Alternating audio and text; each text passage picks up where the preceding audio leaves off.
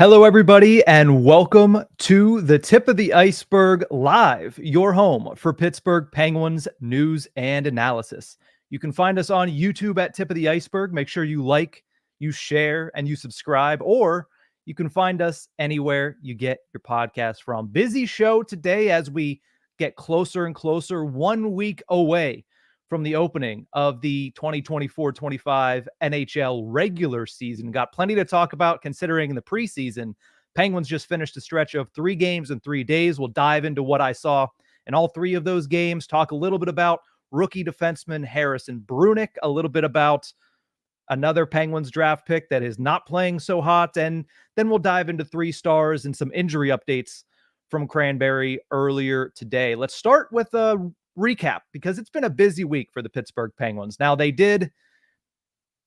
were supposed to, I should say, they were supposed to have a day off on Monday, but because of travel issues, it ended up being 5 preseason games in 6 days. They played 3 in the last 3. They have today off. They had practice at UPMC Lemieux Complex in Cranberry, and then they have a back-to-back on Thursday and Friday to close out their preseason slate. Let's start by talking about Hockeyville on a Sudbury Sunday night. The Penguins take down the Ottawa Senators by a final score of 5-2. They got off to a slow start.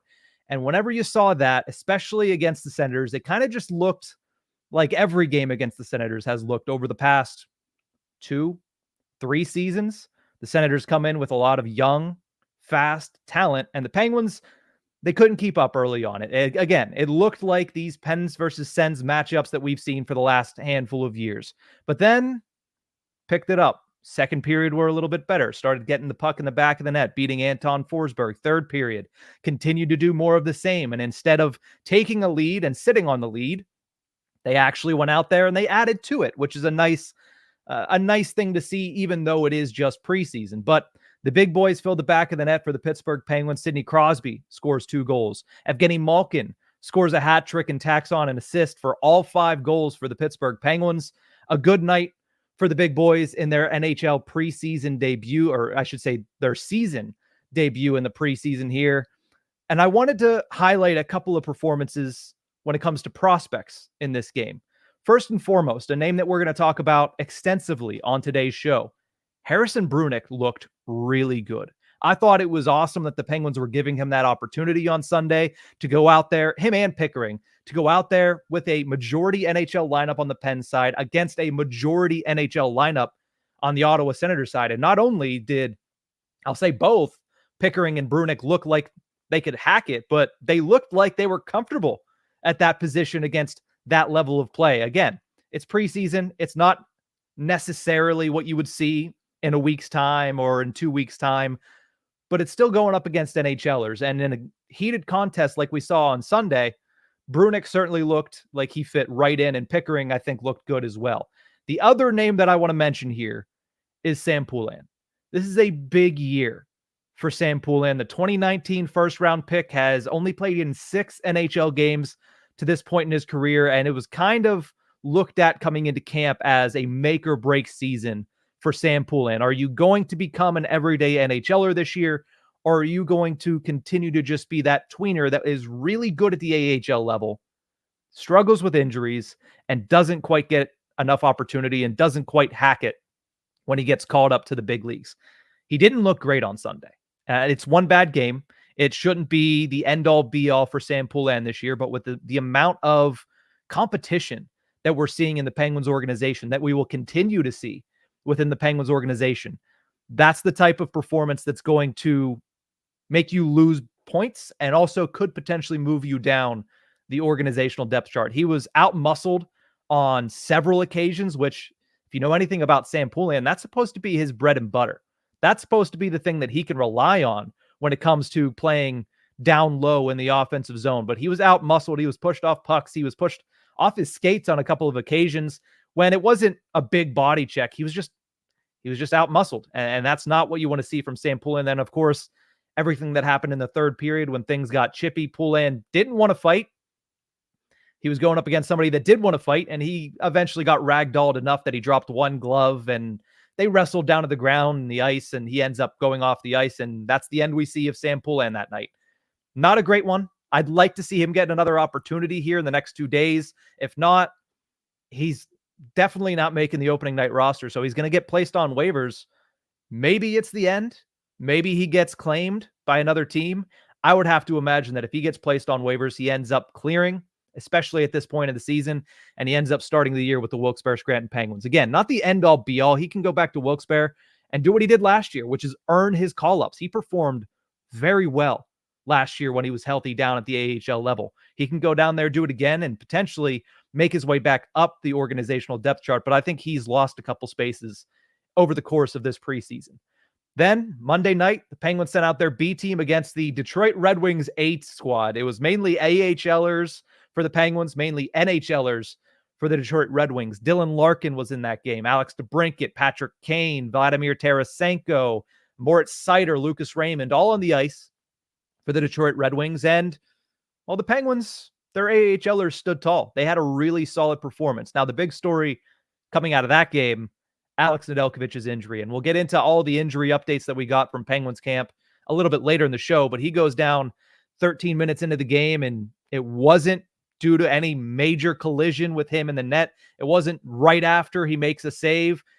It was kind of something that you have to go back and say, well, what actually happened? When did he get injured? Because all we saw was him force the net off its moorings and then leave the ice. As of right now, he is week to week. We'll talk about a little bit more. But Blomqvist comes in, the old Blomqvist, and he was stellar once again. He had a rough start to the preseason in Buffalo when he gave up 5 goals in the first 6 minutes of the second period in Buffalo. But after that, he came in for the second half of a game, 11 saves and 11 shots. And then he came in on Monday, and he looked really good. A lot of 10-bell saves, really solid with the puck, really solid on his angles, and shuts down the big boys from the Detroit Red Wings, while the Penguins, Drew O'Connor, shows some playmaking ability, gets a goal and an assist. Noel Acciari fills the back of the net with 2 goals, which is almost as many as he had all of last season. So that would be a welcomed addition to the bottom 6, is Acciari getting some scoring prowess. But again, preseason. I continue to harp on that fact. We like looking at some of these individual performances, but it was a good night for the Penguins in Motown. McGroarty gets a nice assist on one of those Acciari goals, and then Puljujarvi, we'll talk about him. I'll just save Puljujarvi for a little bit later. And then the last game of the week, Penguins lose 2-1 to the Red Wings B team while putting out their A team. You hate to see that, but at the same time, the Penguins got goalied by Ville Husso. Husso had a lot of injury issues last year. He's hoping to have a better year this season, and he looked really good. I mean, either that or, the history. Penguins make goalies look really good, but I think they dominated the majority of that game, as you should whenever it's something like that. But it was really a game of the old and new. The old was the second line looking really good in this one. Michael Bunting, Evgeni Malkin, and Rickard Rakell. They look to have picked up right where they left off last season, and that's a great sign if you're a Pittsburgh Penguins fan. And then the other thing, Harrison Brunick, again. Owen Pickering looked pretty good, was able to kind of float into the background for large portions of the game, which is what you want to see from a defenseman, especially a defenseman that, you're hoping can adjust to the professional game. But Brunick was not in the background at all. Harrison Brunick was by far the name to watch last night. I think him and Evgeni Malkin were the 2 best players for the Penguins on the ice last night. And then it's back-to-back performances for a guy like Harrison Brunick, who, if you look around, he's the only junior player left in Penguins camp. The rest of them have all been sent back. Tanner Howe, unfortunate. We're hoping for a speedy recovery for him. He went back to Regina, and he got injured in the second game or first game, one of the preseason games that he was playing up there. And he has an undisclosed injury, so we're hoping for the best for him. But Brunick was picked right around him, and he is still with the Penguins. And according to Seth Rohrbaugh, he is playing this morning and practicing this morning with the main practice group, which, listen, I've talked extensively about how I think the preseason is too long. I think that they have too many games, and that's why they, for the most part, have kept so many names on this roster and haven't made a lot of roster cuts yet. But if Brunick, after the last couple of days, is still practicing with the main group, maybe there's something to it here. I was talking with friend of the show, Doug Gladkey of Forechecking TV last night via text message throughout that game. We were both baffled at how good this kid continues to look. And he said, maybe he earns that 9-game sample size. And it might be the opportunity for him. I mean, he's a right shot defenseman, and coming into preseason, The right side was pretty much set. It was Erik Karlsson, Chris Letang, and one of Jack St. Ivany or Sebastian Aho. Now, Jack St. Ivany has also been very good. We've talked about that in the past. He's practically earned that spot because he has been so solid throughout all of camp. But with Erik Karlsson having yet to practice, now Karlsson expects to play in the opener. Mike Sullivan has said nothing but expecting Karlsson to play in the opener. But if he's not ready, why not give Brunick an opportunity? I mean, who was he playing with last night? Marcus Pettersson. Who did he create one of the best scoring chances of the game with last night? Marcus Pettersson. So I'm not saying that it's a likely scenario, but the door is most definitely open, and all of the things might have fallen into the perfect place for Harrison Brunick to get a couple of NHL games. Now, is he going to be able to play as well as he has over in the preseason once the regular season starts and the President's Trophy winners from last year come into town on October 9th and you take on the New York Rangers and you're going up against Artemi Panarin in the opener? Is he going to be able to continue this pace of play? I don't know. But nothing that he has shown in the last couple of weeks has said that he wouldn't. So I've been very impressed with him, and maybe, just maybe, he sticks around for a couple more weeks and he sticks around through most of October as he gets that 9-game sample size before they decide to send him back to the WHL. Again, a lot of that is incumbent upon where is Erik Karlsson, but if you don't want to rush him back because he hasn't practiced with the team yet, the team isn't practicing the next 2 days. They have preseason games. So Karlsson would only have 4 days of practice before ramping up and getting ready to go play the first game of the NHL season. Maybe you try to protect him a little bit more and you give Brunick that opportunity. It might not be the full 9-game sample size, but maybe you give him the first 2. Maybe you give him the first 5. The reason we point out 9 is because once he plays that 10th game, he has to stay on the NHL roster for the season. I think that is definitely out of the question. I know that is definitely not happening. But there is a conversation to be had about whether or not he deserves to get that first cup of coffee at the age of 18, which is ridiculous for a defenseman, but whether or not he deserves to get that first cup of coffee in the NHL this month.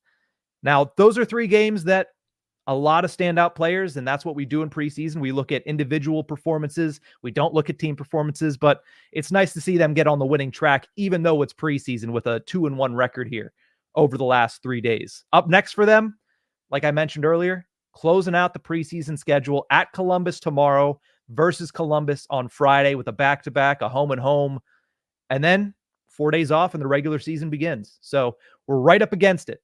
We're right up against it. And unfortunately for the Penguins, they're right up against it with a whole batch of injuries. This, again, according to Seth Rorabaugh, says the Penguins sent out a bunch of injuries here. Brian Rust didn't practice today. It was a maintenance day, so nothing to worry about there. Vasily Ponomarev, who left last night's game due to an injury, is day-to-day with an upper body injury. Blake Lizotte, who was hit in the head with a puck at Hockeyville, has been diagnosed with a concussion. Further updates will be provided when appropriate. And the big one, Alex Nedeljkovic, week to week with a lower body injury. So Nedeljkovic will not be ready for the start of the NHL season, which brings into question, who's your backup on day one? Tristan Jarry will now undoubtedly start on Wednesday against the New York Rangers, but are you going to have him play back-to-back games to open up the season? Are you going to have him play the first potentially 5-6 games of the year with Nedeljkovic on the shelf? Now, again, who knows how long week to week actually is? We obviously had no update on Erik Karlsson. He's been day-to-day for the past 2 weeks, so it's a touch-and-go situation. The fact that it was a non-contact injury does make me a little bit worried about Alex Nedeljkovic, but at the same time, it seems as if he's going to miss a couple of games at the very least to start the season. So who's backup? If I'm giving a vote, I'm voting for Joel Blomqvist. I think that even though he had a rough start, even though he gave up those 5 goals in 6 minutes against the Buffalo Sabres, he's bounced back and looked really good over his last 2 outings. Like I mentioned, 11 saves on 11 shots in his second outing, and then on Monday night, when he came in for Nedeljkovic, stellar, fantastic, amazing performance from Joel Blomqvist. When you look at the schedule to start the season, at home against Washington next Wednesday, at Detroit next Thursday. Blomqvist just looked really good against that team specifically. Does he get his NHL debut against that team in the second game of the season. That's where I have my vote. That's something to keep your eyes on over the next 7 days, because the Penguins could be without one of their 2 starting goaltenders, and it might be the perfect opportunity for Blomqvist to get his first taste of NHL hockey in the regular season. Let's move over to the 3 stars of the week before getting to all of your questions. Thank you guys so much for tuning in live on the Tip of the Ice-Burgh. But here are my 3 stars of the week for the 3rd week of the NHL preseason. Number 3, going with the guy that was number 1 last week. I'm going to go with Jesse Puljujärvi. He played in 1 game over this past week, didn't score a goal, but he did notch an assist on Monday evening against the Detroit Red Wings. Now, why does that make him the 3rd star of the week? Crosby had 2 goals. You could have put him in here. Owen Pickering looked good. You could have put him in here. Joel Blomqvist looked good. You could have put him in here. There were a lot of candidates this week for the 3 stars of the week. But I put Puljujärvi in here because that was his 2nd preseason game this year. And for the 2nd time, he was the best Pittsburgh Penguin on the ice. He didn't score a goal and an assist like Drew O'Connor did. He could have also been in here. He didn't score 2 goals like Noel Acciari did.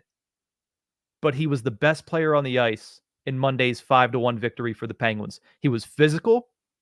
His skating stride looked very good. And he created numerous chances for the Penguins. You could tell that he was a step above a lot of the players that the Penguins threw out there on Monday. And because he was a guy that came into camp with his spot in question, I think he has unequivocally answered that. And he should be given the opportunity to start the season with the NHL club. So 3rd star of the week goes to Jesse Puljujärvi. 2nd star of the week, we're going with the guy that we've talked ad nauseum about throughout this entire episode, Harrison Brunik. 2 games played, got an assist, but this kid has just really impressed. Not just me, not just the Penguins, but really everybody. He has been all over Penguin social media. He has grabbed the attention and grabbed the imagination of everybody that is looking at this kid and saying, wow, the Penguins, they might not have a deep prospect pool specifically at the defensive position, but Brunik is certainly one that is going to be a highlight for years to come. He's looked really good. 18 years old, and he already looks like he's comfortable playing up with the big boys. He got that opportunity on Sunday. He got that opportunity on Tuesday, and now he's still getting that opportunity on Wednesday. Will he get some chances on Thursday and Friday in those preseason games?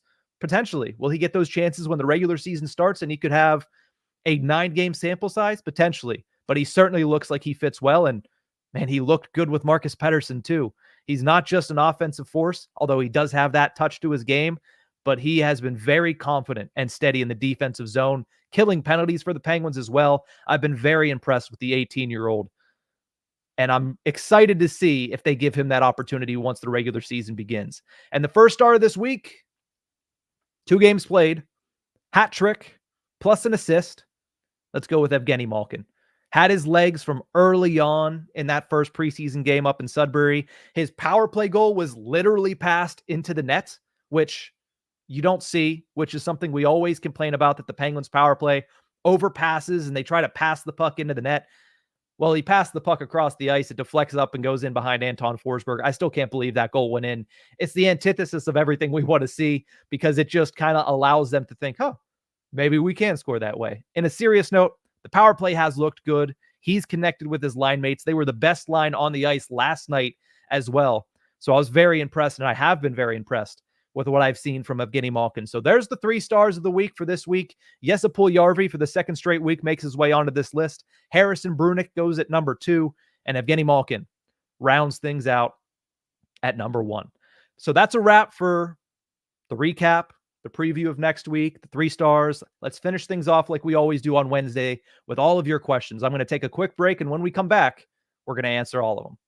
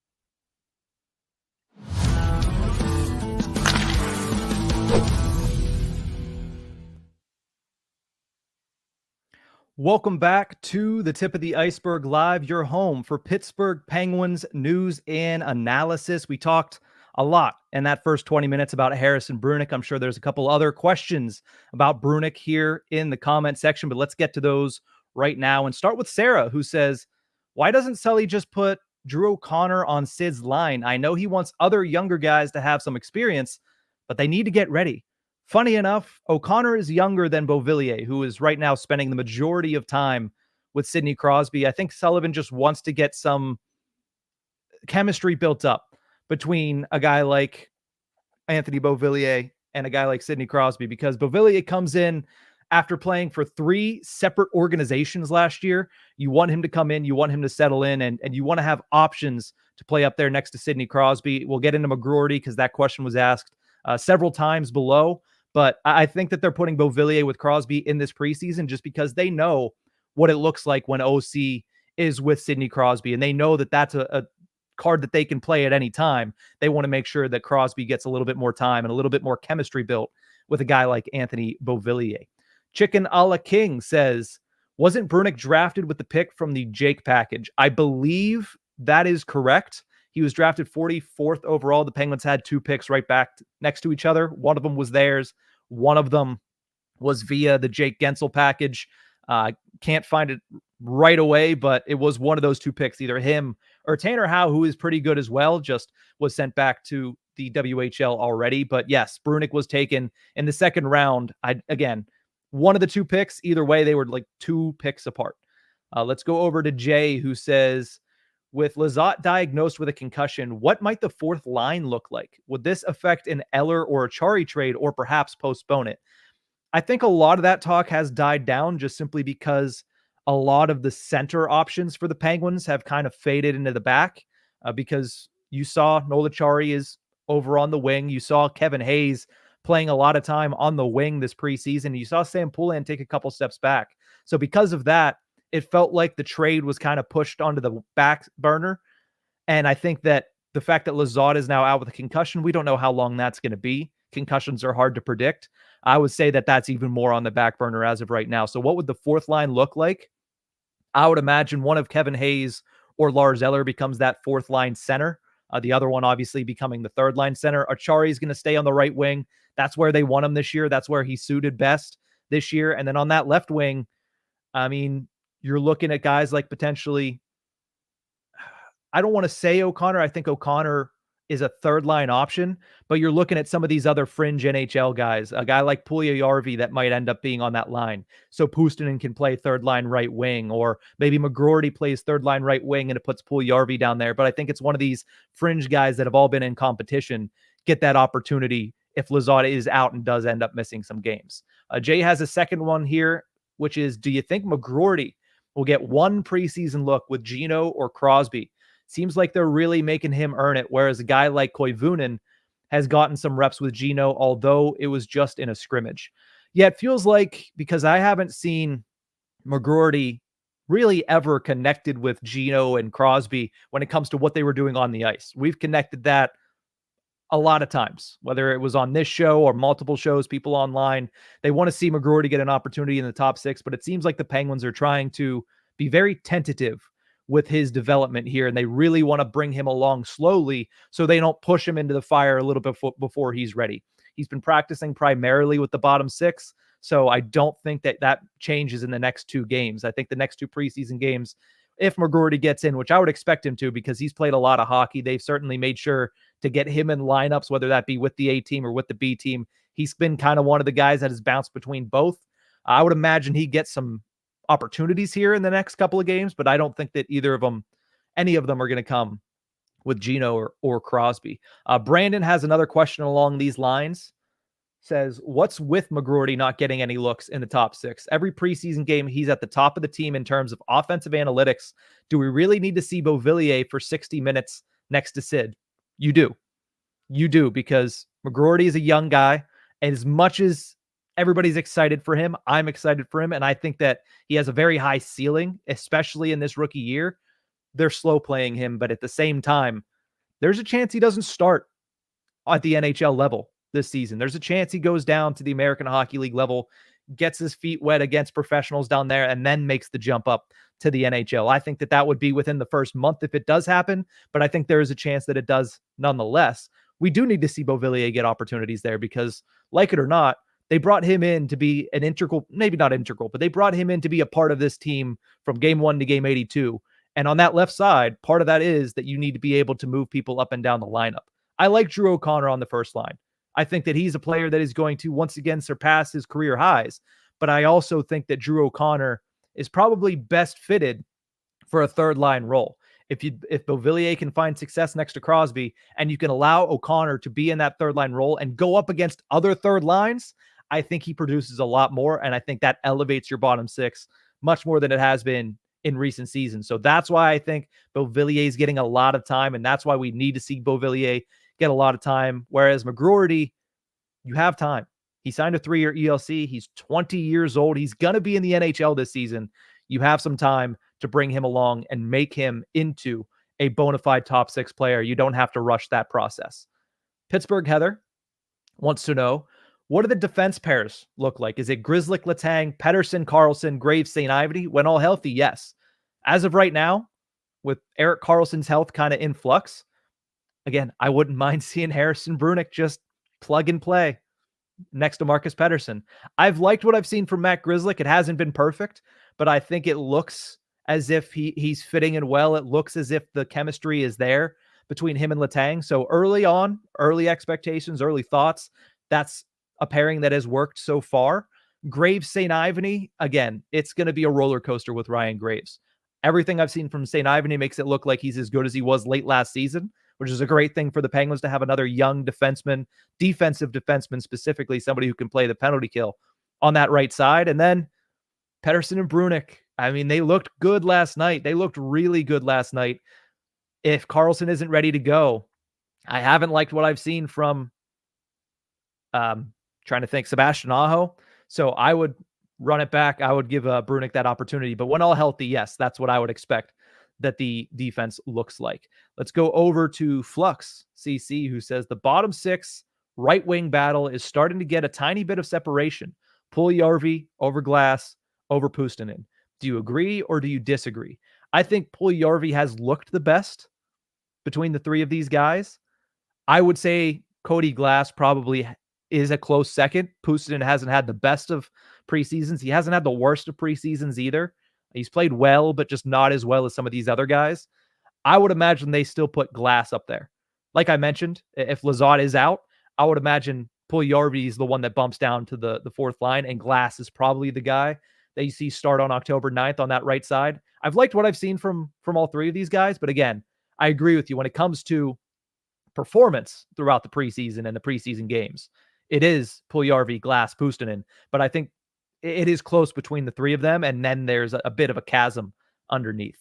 Let's go over to Shane, who says, with the way the rookies and younger players are impressing, like Brunick, like St. Ivany, like Puljujarvi, who is still fairly young, do you think they could let them play this season and move some older bottom line players? I think that is the goal to an extent. It's not going to be hey, we're going to trade all of our older players. But I think 1 or 2 end up being on the trade block because they want to make way for some of these young guys if their performance persists. Again, it's preseason games. You have to take it with a little bit of a grain of salt. So maybe it doesn't translate when the NHL regular season kicks in. But Brunick has looked good. St. Ivany has looked good. Puljujarvi has looked good. Do they deserve opportunities once the regular season begins? Yeah, especially a guy like St. Ivany. I think St. Ivany, because of what he's done in this training camp, I think he should be on the NHL roster until he's either traded or doesn't sign another contract. I don't think he should go back to the American Hockey League. Brunick, they're not going to move anybody for because he only has a 9-game sample size, and they're not keeping him the entire season. I know they did that with Olli Mata about a decade ago, but because of who's on the right side, they're not going to do it with Harrison Brunick. So they're not going to move anybody in favor of Brunick. But again, that opportunity might be opened up if Karlsson isn't ready. And as far as Puljujarvi is concerned, again, you're moving 1, maybe 2 guys, and that's Eller or Achari. And again, those trades feel like they've been put on the back burner with how the last couple of weeks have played out. Pittsburgh Heather says, is Puustinen caught in a wash here, or caught in the wash here? Yeah, a little bit. Like I mentioned, he hasn't performed poorly. There's just other guys that have outperformed them. Puljujarvi, Cody Glass.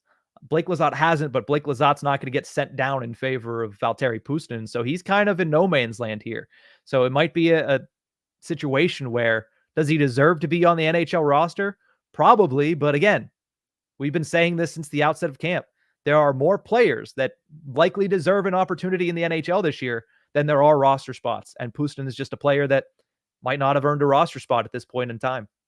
Let's go to Icon, who says, which players in the competition for a spot in the bottom six don't/can't penalty kill?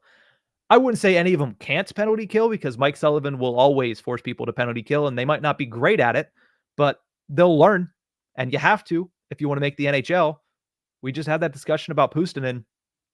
Doesn't scream penalty killer, right? Puljujarvi, not much penalty kill. He can, but I wouldn't put him out there for the penalty kill. Whereas a guy like Cody Glass, more than likely. A guy like Blake Lizotte, definitely. Noel Acciari is the best penalty killer the Penguins got. Kevin Hayes kills penalties. Lars Eller obviously killed penalties. He was the best or second best. Him and Acciari were the best penalty killers last year. So there's a lot of guys in this bottom six competition that can penalty kill. I guess if you want to throw in, O'Connor can. If you want to throw in Beauvillier as a bottom six option, I don't know how much penalty killing I could see him doing, although it's something that, you come from the Islanders. You have that defensive background. You have to. And that's probably why Sullivan likes him. It's probably why Sullivan has him in the top six. But I wouldn't see him being one of their first penalty killing options this season. Bradley Vision asks, and this was asked a couple times. Bradley was the first one to ask it, so we'll go with him. Says, if the Bruins can't get a deal done with Jeremy Swayman, should the Penguins take a swing with Jari going the other way? That is a fantasy hockey scenario, because Jeremy Swayman is young, talented, and is going to be worth a boatload of money. That contract is not going to be cheap. But at the end of the day, I don't think the Penguins are going to be in on any goalie for goalie, 1-for-1 swap. And I don't think that the Bruins would be interested in taking on Tristan Jarry in his current state with his current contract in favor of a really exciting young player that they're trying to get a deal done with. Whether or not they're doing it in the right way, whether or not they're doing it in an effective way, that's a discussion for another day, a different podcast. Excuse me. But I don't think the Penguins would end up being in that scenario. I just don't think that they would end up being in that. And they certainly wouldn't be in that with a 1-for-1 trade with Tristan Jarry. Let me take a drink here before I lose my voice entirely. And go over to the next question, which is, what are the chances, from Jim, what are the chances that Dubas can make a deal or two to move some of the guys that are good but won't quite make the NHL roster right away to acquire picks instead of just releasing them? They're not going to release anybody. They're going to have to put some players on waivers. Puustinen's not included in that. Or sorry, not Puustinen. He'll have to go on waivers. But Ponomarev will not be included in that. Koivunen won't be included in that. So they'll just get sent down to the AHL. But as far as, will they trade a Valtteri Puustinen to get something for them? Will they trade a Jesse Puljujarvi to get something for them? I don't think that that's something that's going to be in his wheelhouse right now, because I don't think that that's going to be available to him, because other teams are going to know you're shopping this player, which means you don't intend to put him on your NHL roster, which means he's going to be on waivers. Why would I give you an asset when I can wait and just put in a waiver claim? Now, you might not get the player, but you're not giving up anything to get a player that the Penguins are already, in a low leverage situation trying to sneak through waivers. So I don't think that'll be the case. I don't think that they'll end up going out and trying to trade one of their young guys just simply because, they have to go on waivers. A Poulin, a Puljujarvi, a Puustinen, whoever of those three guys ends up being put on waivers. That's kind of the people you're talking about here. I just don't see the Penguins being able to pull that off, because other teams are going to know, hey, you don't have any leverage here. If I wait a couple days, they're going to be on waivers and I'll have a 1 in 31 shot of being able to pick this player up for free. Pittsburgh Heather says, do you see Eller, Acciari, and etc. being available for trade closer to the deadline, or will Dubas waive some veterans before the opening night in hopes of cap space? We answered that second one just before. As far as will Eller, Acciari, etc. be available to the deadline, I would say my initial reaction is yes, depending upon where the Penguins are at that point in time. If they're a contending team, and by contending team, if they're a team in the top 3 of the Metropolitan Division, they're probably not going to trade anybody. It's likely that they won't trade anybody, but if they are in the similar position that they've been in the last 2 seasons, yeah, Eller could possibly be one of the biggest pieces that they could look to trade. Pettersson is another name that'll be very interesting. Will he have a contract by that time, or will he still be on the final year of his current contract? He's probably another name that would be out there in discussions. Achari, Kevin Hayes, even if he has a good season. So if they get close to the deadline and they're in a similar position to where they were last year when they traded Jake Gensel, I can definitely see those veterans being available. But as far as waiving them before the opening of the season just to make room for some young guys, I don't see that happening. Pittsburgh fan 412 says, what happens when Erik Karlsson is healthy? Do you scratch Graves if he's struggling still? No, it's not.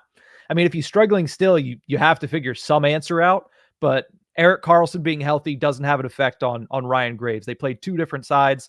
Graves is right now slotted in as the 3rd pairing left shot defenseman. Erik Karlsson, when he comes back, is the 1st pairing right shot defenseman. It'll bump out Brunick if he's still here. It'll bump out Aho if he gets the opportunity to get in. It'll bump out a Ryan Shea or a John Ludwig, who I think John Ludwig is starting to get to the bottom of that pack with his performance over the last couple of games. But it'll bump one of those guys out. It won't have any effect on Ryan Graves, and certainly not early in the season when you're expecting Erik Karlsson to come back and be fully healthy. Pittsburgh Heather says, I'll go to the second one because she added a second question. Pittsburgh Heather says, will Matt Nieto miss the entirety of the season? If not, where does he fit? You would have to imagine he does. I mean, he's going to start the year on LTIR, and if all things are going well with the Penguins, there's no need to bring him off LTIR. Again, that's a little shady, but the LTIR rule has been used in that light in multiple occasions across the league. We don't need to go into the history of that. Does he come back this year? Again, I don't know. Back-to-back knee surgeries. He hasn't played in over a year. There's going to be a ramp up. I think that starts to come into question around January.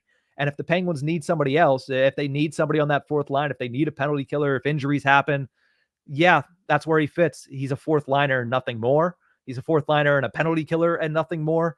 Essentially, if you end up moving on from Achari, you can replace him with Matt Nieto.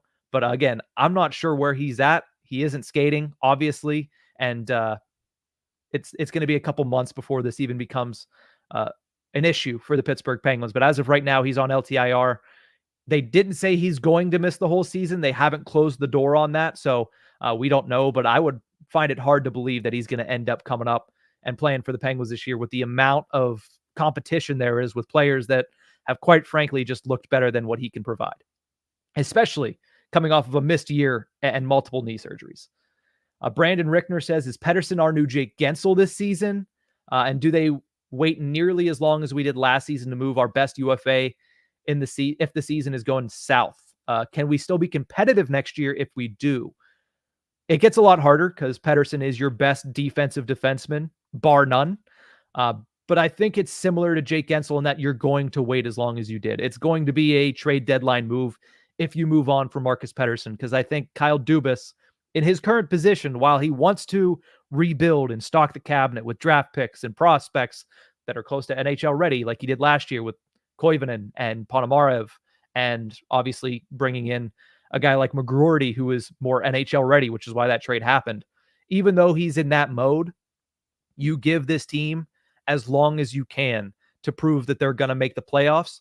And if they are going to make the playoffs, you don't trade away Marcus Pettersson, because I feel like Pettersson's not a guy that is going to leave if the Penguins show that they could still be good over the next couple of seasons. I feel like he's a player that wants to stay in Pittsburgh.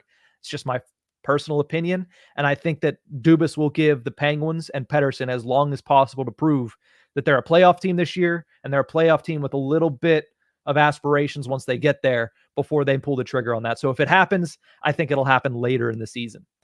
Gunnar Murphy says, thoughts on Boko Imama? Could he see some NHL time this year? 100%.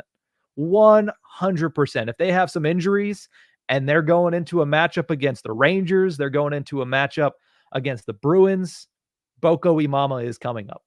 Do I think he's going to play over a dozen games? Probably not.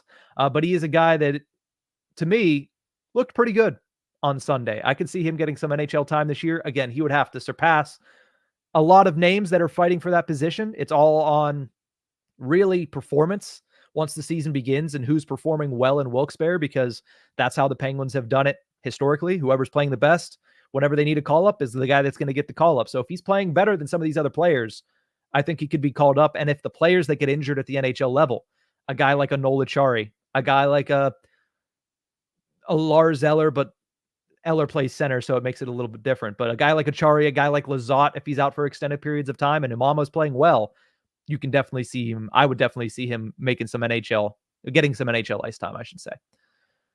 Let's go over to Gunnar Murphy, who says, what impact does Blake Lizotte make this year? Good penalty killer. He's going to bring some energy to that bottom six, a bottom six that there were times last year that just looked lifeless. I think that's the best way to put it. There were games where it was just, all right, well, they didn't give up a goal. I think that's the best you could hope for with these guys.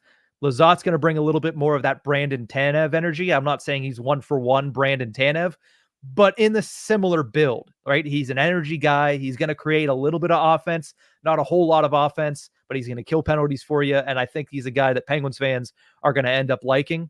The Penguins obviously thought a lot of him. He was one of the few players that got a multi-year contract in the offseason. So I think what he brings to this team is a little bit of physicality.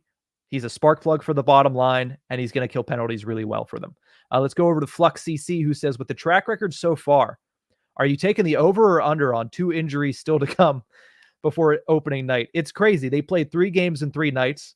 They didn't have the same lineup, so it's not like everybody was playing 3 games in 3 nights, and yet they lost a player 3 consecutive nights. They lost Lizotte on Sunday, Nedeljkovic on Monday, and Ponomarev on Tuesday. The way it's going, you might want to just cancel the last 2 games against the Columbus Blue Jackets and say, we'll see you on Wednesday against the Rangers. But I'll knock on wood and try to be optimistic and say under, Flux. I'll try to be optimistic on this show. Let's finish it off with the Great Wall, who says, among former or current Penguins players, who does Harrison Brunick most remind you of? Jesse Marshall compared him a little bit to John Marino, just in such that he looks as good as Marino looked at the beginning of that rookie breakout season. I think they're a little bit different simply because I think Brunick has a little bit more of a higher offensive potential than what John Marino brought. But at the same time, John Marino in that first year had those flashes where you said, man, if he could just do this a little bit more, he's not just a defensive defenseman. He could be a half decent offensive defenseman. That didn't come to pass before he was traded over to the Devils, and I don't think that's come to pass in his time with New Jersey. But I kind of see that with Harrison Brunick. I mean, outside of that, he's kind of a different mold. He does have that offensive skill set, but he is really good. And when you watch him, when the other team's coming in on a rush, he's really good at stick checking. He's really good at taking away space. He's really good with I don't want to call it a twitch, but the ability to just kind of get on top of a player that's coming in and shut things down. He did it last night it was going to be a 3-on-1. It was going to be a partial 3-on-1, I should say, because one of the Penguins defenders was getting back into the zone, but he just took the puck carrier out of the play, and it just shut everything down, and they turned the puck over and went the other direction. So I would agree with Jesse. And again, Jesse wasn't making the 1-for-1 comparison. He was just saying performance-based. There's a lot to like about what you've seen from Brunick, similar to how there was a lot to like about what you saw early on from a John Marino. So if the Penguins can get that and kind of get a do-over in that instance, because they gave away Marino, and it was, we know how that trade fallout kind of went the last 2 years. But if they get a do-over with somebody like that, I think they'll be very, very happy. And the fact that Brunick is not a high school player, he is a juniors, or not a high school player, not a college player. He's a juniors player, means they're going to get him at a younger age as well. 18 years old right now and looking really good for the Pittsburgh Penguins. But that's going to do it for this episode of Tip of the Ice-Burgh Live. We want to make sure that you're tuning in to full episodes of the Tip of the Ice-Burgh over the next week, because we have a couple of really fun interviews for you guys to get you set for the start of the 2024-25 NHL regular season. But that is it for this one. Make sure you like, share, subscribe on our YouTube channel at Tip of the Ice-Burgh, or you can find us anywhere you get your podcast from. We'll see you guys next time.